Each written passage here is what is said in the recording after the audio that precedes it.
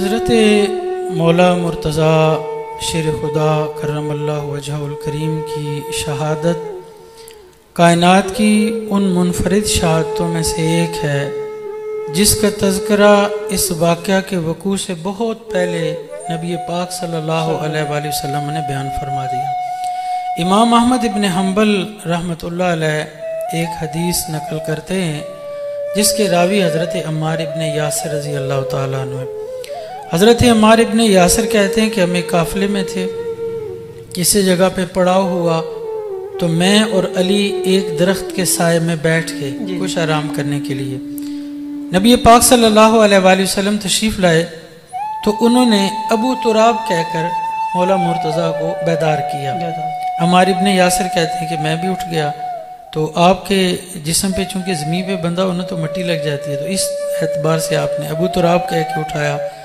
جب مولا مرتضیٰ بیدار ہوئے تو عمار ابن یاسر کہتے ہیں کہ نبی پاک علیہ السلام نے ہمیں کہا کیا میں تمہیں دو بدبخت ترین لوگوں کا نہ بتاؤں؟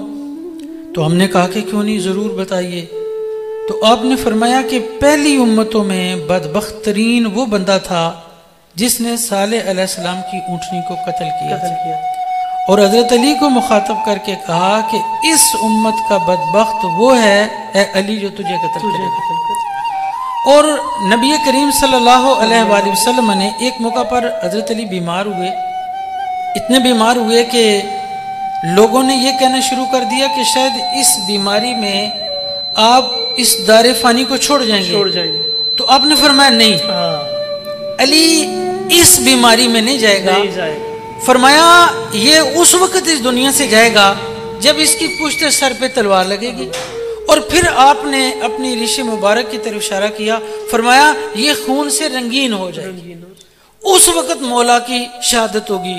اور پھر جب آپ کی زندگی میں ایسے واقعات، ایسے دکھ آئے کہ بسا اوقات آپ اپنی ریش مبارک کو پکڑ کے خود مولا مرتضیٰ کہا کرتے تھے کہ تو کب رنگین ہوگی، اور وہ بدبخت کیوں نہیں جاتا جس کے بارے میں نبی پاک علیہ السلام نے کہا تھا۔ تو یہ واقعہ تو اپنی نوعیت کے اعتبار سے وہ ہے کہ جس کی خبر نبی پاک صلی اللہ علیہ وآلہ وسلم نے پہلے دی ہوئی تھی۔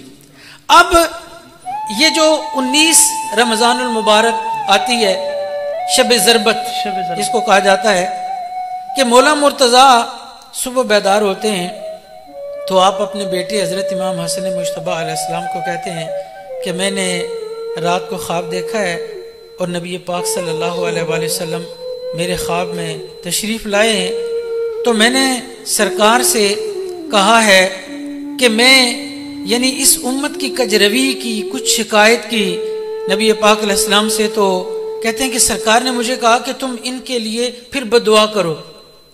حضرت علی کہتے ہیں کہ پھر میں نے یوں دعا کی، یا اللہ مجھے اس گھر سے کوئی دوسرے گھر میں تبدیل کر دے اور ان لوگوں کے بدلے میں مجھے بہتر لوگ عطا کر۔ اب آپ نے حضرت امام حسن سے کہا کہ مجھے لگ رہا ہے کہ اب یہ آخری اوقات ہیں۔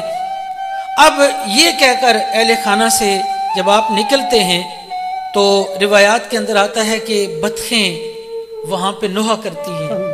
جب مولا مرتضیٰ جانے لگے تو راستے میں کھڑی ہوگی، اس طرح انہوں نے چیخ و پکار کی کہ لوگ ان کو ہٹانے کے لیے آگے بڑھے، تو آپ نے فرمایا انہیں چھوڑ دو، یہ نوحہ کر رہی ہے۔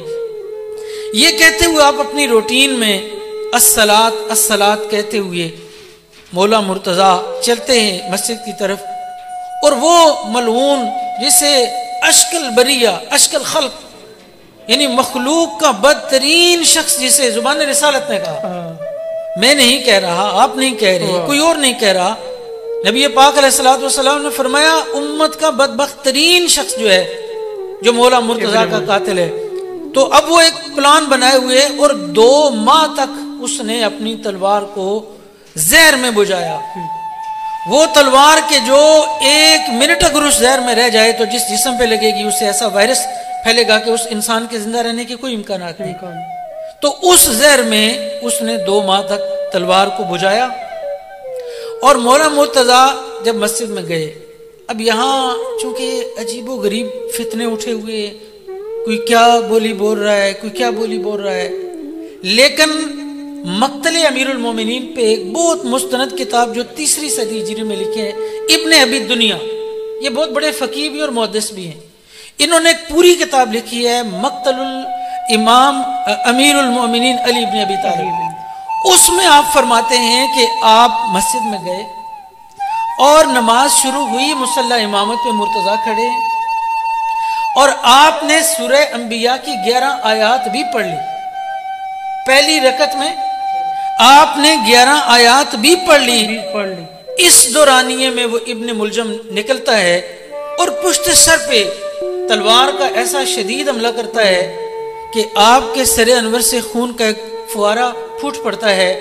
آپ قرات کو تخفیف کر کے 11 آیات پہ پہنچے ہوتے ہیں تو آپ پیچھے ہو جاتے ہیں اور مقتدیوں میں سے ایک آدمی آگے جاتا ہے اور وہ نماز کی تکمیل کرتا ہے, اور نماز کی تکمیل کے ساتھ آپ دیوار کا سہارا لیتے ہیں.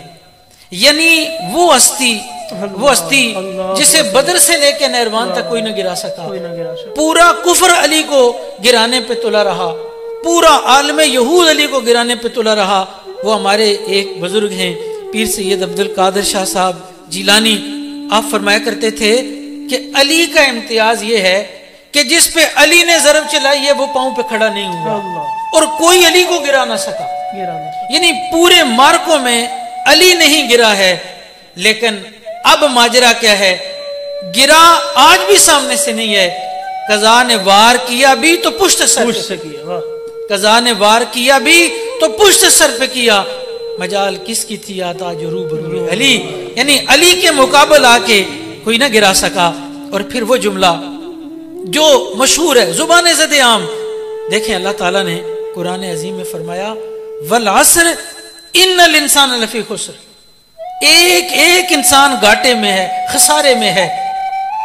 لیکن یہ کائنات میں وہ واحد ہستی ہے کہ جہاں کہا گیا ہر انسان خسارے میں ہے, لیکن مولا مرتضیٰ جاتے ہوئے کہتے فزت ورب الکعبہ, میں کامیاب ہو گیا. شیر حق کہہ کے چلے فزت ورب الکعبہ. بڑا خوبصورت کسی نے یہ نقشہ کھینچا ہے کہ شیر حق کہہ کے چلے فزت ورب الکعبہ, ورنہ انسان لفی خسر سے آگے